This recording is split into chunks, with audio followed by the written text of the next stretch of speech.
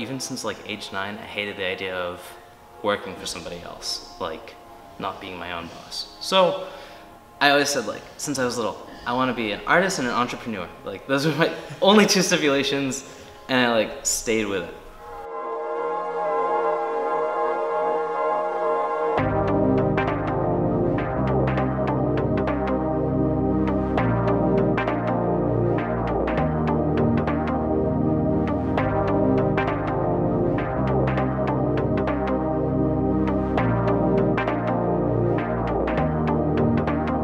Well, so a lot of people have like an aha moment where like they're, oh wow, I think I can do this. It wasn't really that case with me. It was like, I made it and I had to make it. So when I got out of high school, I didn't immediately go to college. I took a year because I had to work. So I ended up getting a job at like AC Moore Arts and Crafts, and like that was a retail job, so I just did that.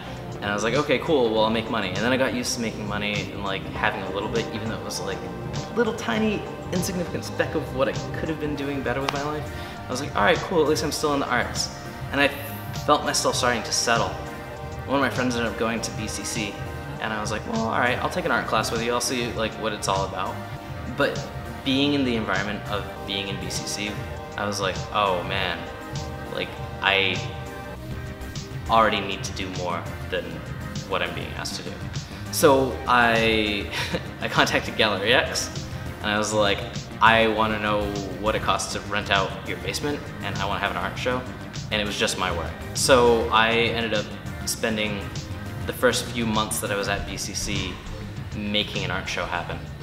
So it was a self-made conscious decision, like, that's right, I want to be an artist, I don't want to work retail. I don't have an interest in being a manager. I have an interest in being an artist and being my own boss.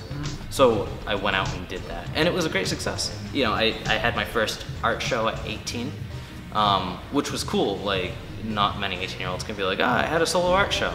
But I had a solo art show and like sold work, and it felt good, you know, as pretty much a kid. Surviving as an artist is a whole separate journey, and side hustles are everything.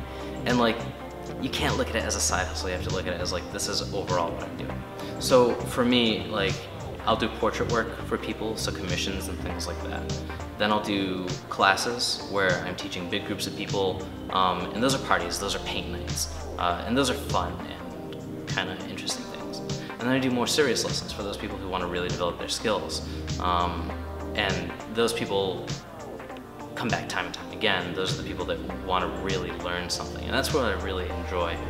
And then I also do, you know, stuff that I can put as retail work. So I do smaller, kind of quick paintings, or prints or original works, stuff that I can sell in coffee shops or, you know, online, things like that. So for me, it's a lot of diversifying. And of course, there's the other like stuff I want to be painting. But for me, it's more like balancing everything out.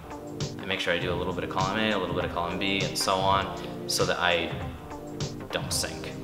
Next steps for me right now, there's also talks about launching a gallery that's going to be coming hopefully early next year.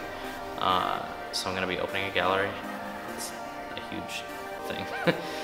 It's a big thing, but a very exciting thing at the same time. Like, it's tantalizing. Yeah.